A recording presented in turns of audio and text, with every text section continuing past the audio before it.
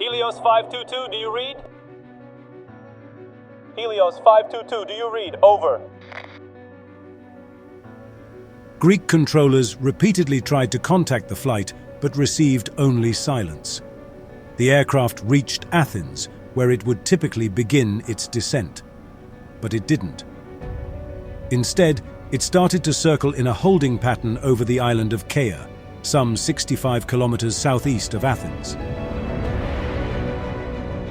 With no communication from the aircraft and growing concerns about the situation on board, the Greek military decided to intervene, possibly suspecting a terrorism incident.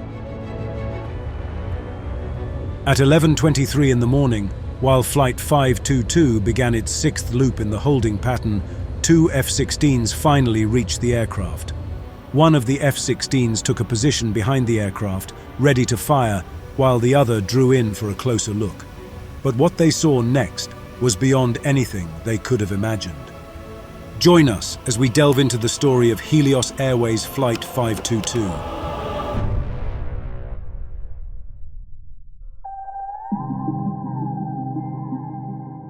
On the evening of August 13th, 2005, a Boeing 737 operated by Helios Airways departed from London Heathrow, heading towards Larnaca, a port city on the south coast of Cyprus.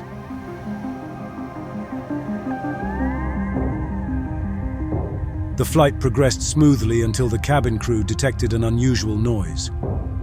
A loud banging sound was coming from the right aft service door. Upon closer inspection, they found that the seal around the door had frozen, raising concerns about the integrity of the aircraft's pressurization system. After landing in Larnaca at 1:25 in the morning, the flight crew documented the issue in the aircraft cabin defect log. They noted that the right aft service door required a full inspection. Additionally, the captain personally communicated the problem to the ground engineer Alan Irwin. Alan Irwin, an experienced engineer, conducted a visual inspection and pressurization leak check to identify potential faults. To perform the leak check while the aircraft was still on the ground, it had to be manually pressurized. The pressurization system on a Boeing 737 is crucial for maintaining a safe and comfortable cabin pressure. It simulates lower altitude conditions to ensure passengers and crew have adequate oxygen levels during the flight. This system operates automatically in flight, adjusting as the aircraft changes altitude. During the ground tests and maintenance checks, the pressurization system was set to manual mode. This setting allowed Alan to control the pressurization process directly, enabling him to test for leaks and ensure the integrity of the cabin's pressure seals without the aircraft's engines running. The inspection revealed no defects. The pressurization system appeared to function correctly, and no abnormal noises were detected. Satisfied with the results, Alan concluded his inspection and cleared the aircraft for service. However, a critical detail was overlooked. The pressurization mode selector remained in the manual position, setting the stage for unforeseen events.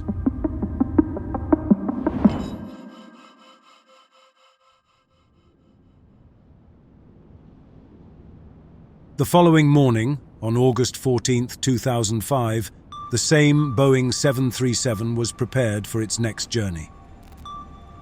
2 pilots and 4 cabin crew arrived at the aircraft to operate Flight 522 to Prague, with a stopover in Athens.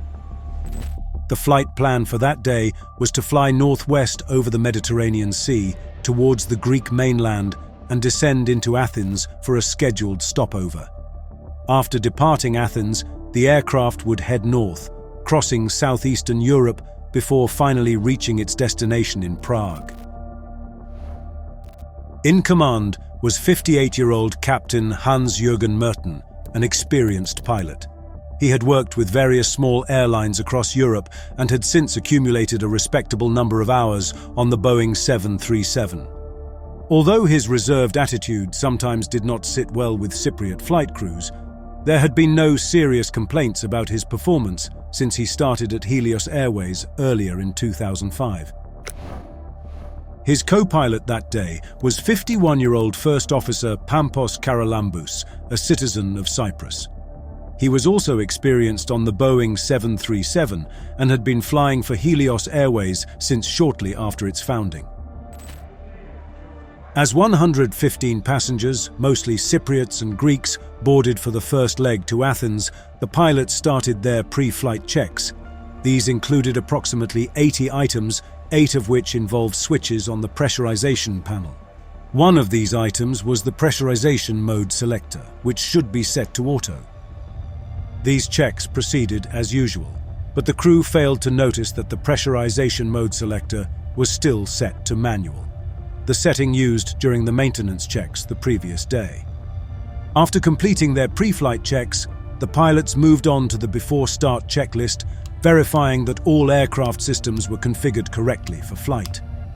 Despite this thorough process, the pressurization mode selector, set to manual, still went unnoticed, a critical oversight that had serious consequences.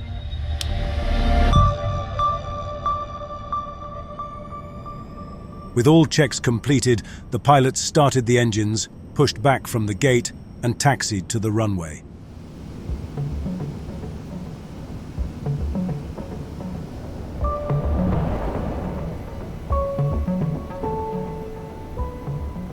After an uneventful takeoff roll, the aircraft became airborne a little after 9 in the morning, climbing toward 10,000 feet, with further clearances expected to follow.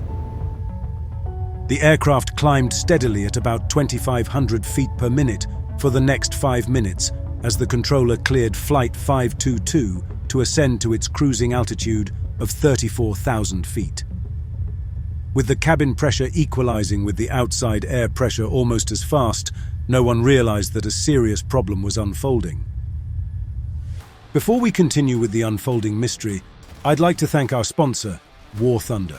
War Thunder is the most comprehensive vehicle combat game ever made, now free on PC and consoles. Take command of over 2,500 tanks, planes, helicopters, and ships from 10 major nations, spanning from the 1920s to today. Immerse yourself in intense combat with incredibly detailed vehicles, realistic graphics, and authentic sound. Join over 70 million players worldwide in epic PvP battles and explore the vast, high-quality content War Thunder offers. It's perfect for fans of military history. What I personally love is the variety of vehicles you can control and the level of detail in each battle. Play War Thunder for free on PC, PlayStation, or Xbox, now using the link in the pinned comment or video description. New and returning players who haven't played in 6 months will also receive a massive bonus pack, including premium vehicles, the exclusive Eagle of Valor Decorator, 100,000 Silver Lions, and 7 days of premium account. This offer is limited, so act fast. At 9:12 in the morning, as the aircraft climbed through 12,500 feet, the air pressure inside the cabin reached the equivalent of 10,000 feet, automatically triggering the cabin altitude warning horn. Normally, the maximum cabin pressure is approximately 8,000 feet above sea level during flight. This ensures passenger comfort and safety throughout the journey. The cabin altitude warning horn should have alerted the crew to halt the ascent, don their oxygen masks, and then descend to a lower altitude. Unfortunately, the crew mistook this critical warning for a takeoff configuration alert. On the Boeing 737, the takeoff configuration warning horn sounds the same as the cabin altitude warning. However, the takeoff configuration warning can only be heard on the ground when the pilots advance the thrust levers without correctly configuring the aircraft for flight. This led to confusion, and as a result, the critical procedure of donning oxygen masks and descending was not followed. Unaware of their mistake, the situation in the cockpit intensified a few minutes later. Both equipment cooling warning lights, labeled with the word "off," illuminated. This indicated low airflow through the cooling fans due to the decreased air density. The master caution light also activated, signaling that the situation required immediate attention. Climbing through 16,000 feet, Captain Merton contacted Helios Airways dispatch for help. He explained that a takeoff configuration warning horn was sounding and that there was an issue with the equipment cooling system. This problem was beyond the dispatcher's expertise, so he added Alan Irwin, the same maintenance engineer who conducted the pressure test. Over the radio, Merton told Irwin that both his equipment cooling lights were off. Unfortunately, Merton's relatively limited knowledge of English caused confusion. He likely meant to say, "Both my equipment cooling off lights are on," but what came out was something altogether different. Confused by Merton's concern about a warning light being off, Irwin responded, "This is normal," and then asked Merton to clarify the problem. The captain's response, however, wasn't very illuminating. "They are not switched off," he said. As the conversation continued, the cabin altitude rose past 14,000 feet, causing the passenger oxygen masks to deploy automatically. An indication labeled "Pass Oxy On" lit up on the overhead panel, but it went unnoticed by the crew. Normally, this alert would have triggered the master caution light to draw attention, but since it was already active, it failed to catch the pilot's eye. Unbeknownst to the pilots, hypoxia, a silent killer, was slowly impairing their judgment. Hypoxia severely impairs cognitive and physical functions, which is especially critical for pilots who need to maintain high levels of alertness and decision-making capabilities. They should have quickly descended to a lower altitude where the air pressure was sufficient for normal breathing, ideally below 10,000 feet. However, they did not take this action. While passengers and flight attendants began using their oxygen masks, the pilots remained focused on the equipment cooling system. Suspecting that Merton might have been looking at the green manual light on the pressurization panel next to the equipment cooling panel, Irwin asked if he could confirm that the pressurization mode selector was set to auto. However, the captain, already experiencing the initial symptoms of hypoxia, disregarded this question and instead asked where his equipment cooling circuit breakers were. As altitude increased, negative effects accumulated due to decreasing blood oxygen content. By the time the conversation with dispatch ended, Flight 522 was approaching 29,000 feet above sea level, with the cabin altitude between 24,000 and 26,000 feet. Mountaineers refer to anything above 26,000 feet as the death zone, where the human body cannot absorb sufficient oxygen, leading to the deterioration of physical and mental faculties, eventually resulting in death. Unfortunately, Captain Merton and the first officer never donned their oxygen masks and never realized that their aircraft had not been pressurized. The cabin altitude approached the death zone when Captain Merton got out of his chair to find the circuit breakers but collapsed from lack of oxygen.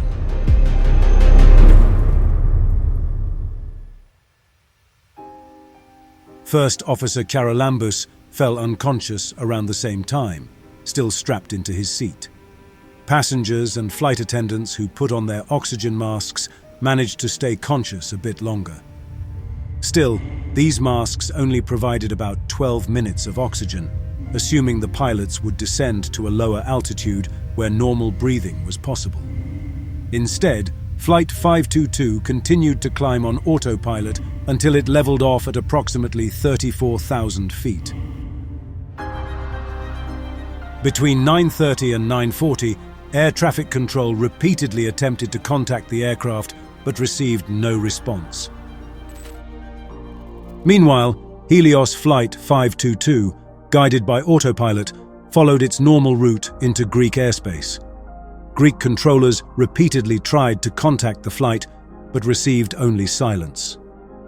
The aircraft reached Athens, where it would typically begin its descent. However, Since the autopilot required manual input to initiate descent, the aircraft did not descend. Instead, it started to circle in a holding pattern over the island of Kea, some 65 kilometers southeast of Athens. A holding pattern is a predetermined maneuver that keeps an aircraft within a specified airspace while awaiting further instructions from air traffic control.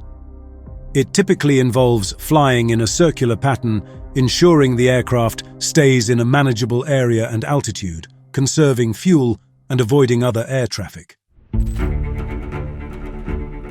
With no communication from the aircraft and growing concerns about the situation on board, the Greek military decided to intervene, possibly suspecting a terrorism incident. At around 11 a.m., two F-16 fighter jets scrambled from near Anchialos airbase to establish visual contact with the passenger jet. The Boeing 737 remained in its holding pattern, guided by the autopilot, and at 23 minutes past 11 in the morning, while Flight 522 began its sixth loop in the holding pattern, the two F-16s finally reached the aircraft. The F-16 pilots likely had no idea what to expect, as the situation was already highly unusual, unlike anything they or the controllers had encountered before. But things were about to get even stranger, as one of the F-16s took a position behind the aircraft, ready to fire, while the other drew in for a closer look.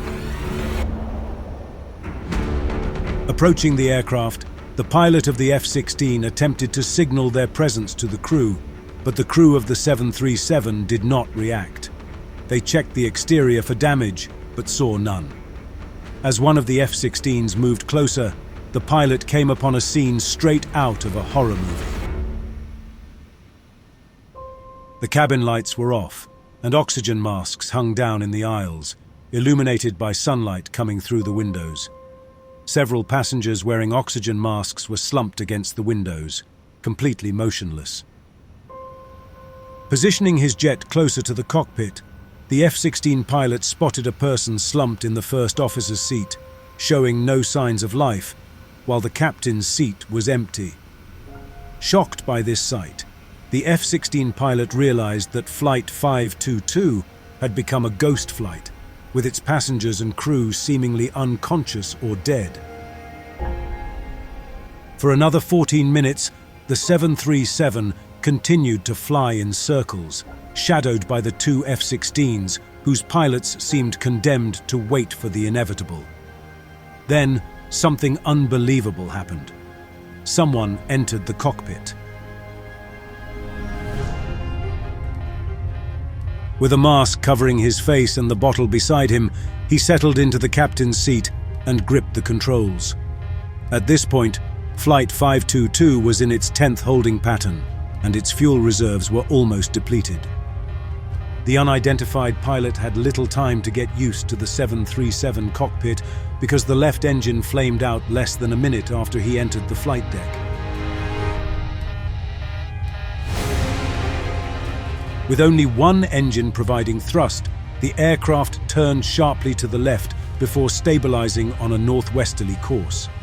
Unable to maintain altitude at 34,000 feet with only one engine, it began to descend. Although the man attempted to control the aircraft, he did not succeed. Despite this, the fighter pilots could not get his attention, and they were forced to back off to reduce the risk of a mid-air collision. Within minutes, the 737 crossed over the island of Euboea, descending rapidly. One of the F-16s drew close again and saw the first officer sitting upright as though the man had tried to wake him, but he remained motionless. Shortly after, the aircraft turned sharply to the left, crossing over the island again.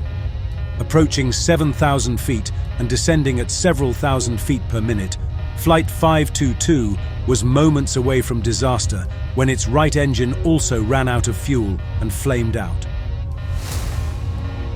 At that moment, the man acknowledged the fighter for the first time, responding to a hand signal.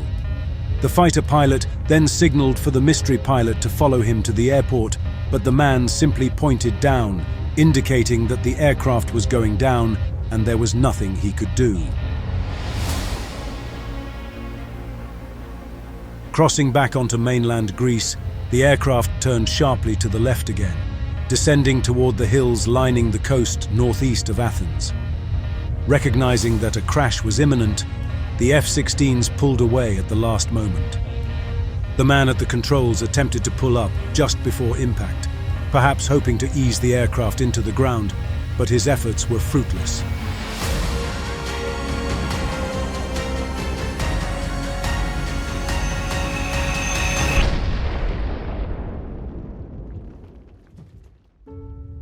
At 12 in the afternoon, Helios Flight 522 impacted hard and burst into flames. Seconds later, the F-16 pilots radioed it in. Helios Flight 522 was down. Altitude. Mayday, Mambo! Έχουμε πρόσκρουση πολιτικού αεροσκάφους! Έχουμε πρόσκρουση πολιτικού αεροσκάφους! Mayday! Tragically, all 121 people on board lost their lives in this incident. Fire crews and ambulances, already alerted to the ongoing emergency, immediately rushed to the scene of the crash on Grammatico Hill, just outside the village of Grammatico, some 35 kilometres northeast of Athens. The crash of Helios Airways Flight 522 was the result of a series of errors and systemic failures. Mechanic Alan Irwin claimed he had reset the pressurization mode selector to auto after maintenance, but this was found to be untrue after extensive investigation. Despite his denials, Irwin was charged with 121 counts of manslaughter, which devastated his life. Although he was eventually acquitted, the damage was irreversible. Initially, there was doubt because the switch was found turned past manual, suggesting it may have been wrenched during impact. However, data from the electronic pressure control system confirmed the outflow valve was fully open from takeoff, preventing cabin pressurization. The data also revealed ongoing pressurization issues in the last 74 flights, stored in the system's memory. These flights had experienced excessive leakage, consistent with crew reports of problems with the R2 door. Several opportunities to prevent the crash were missed. Routine checks before takeoff of the pressurization settings could have identified that the pressurization mode selector was in the manual instead of the auto position. Additionally, after takeoff, the cabin altitude warning horn was triggered, indicating a dangerous lack of cabin pressure. However, the pilots mistook this warning for a different alarm and failed to take corrective action. As a result, they gradually lost consciousness due to hypoxia and never recovered. Flight attendant Andreas, who had a private pilot's license, managed to enter the cockpit later in the flight.